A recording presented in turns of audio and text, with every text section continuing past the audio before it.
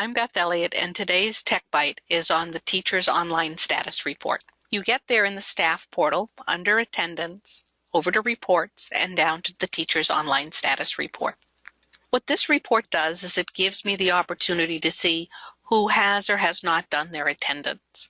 So I'm going to come in and look at my homeroom attendance for those that have viewed it, have perfect attendance, or did not do it. And I'm just going to go ahead and print.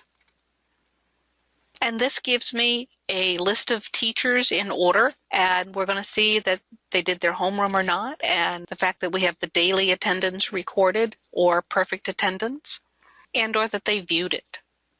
Now, if I'm looking for just those that have not done their attendance, I'm going to come back to set up my report. I'm going to uncheck the viewed and perfect attendance, and I'm going to go ahead and say report for only teachers who have not submitted their attendance.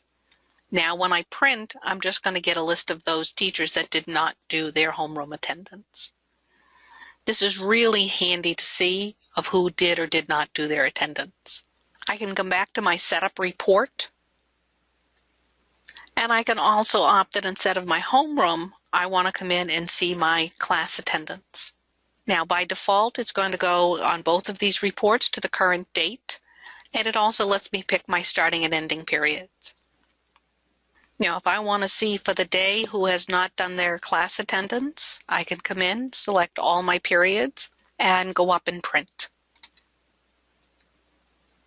This might be a report that I want to run every day, in which case I can go to my Save Settings and set up a setting for that.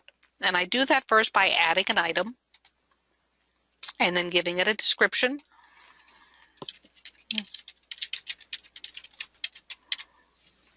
So my class attendance not done, I'm going to save it.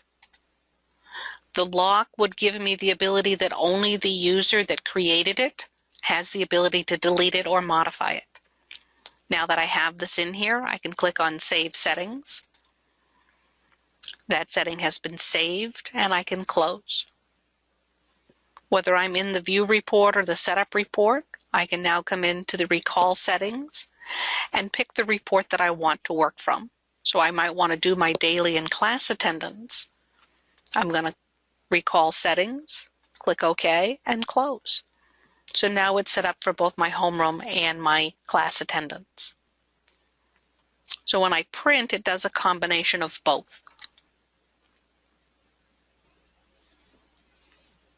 So this gives me both my class and daily attendance. You do have an option in your setup that if I was doing my class attendance, so I'm going to take off homeroom, that I can come in and look at only a specific period or two.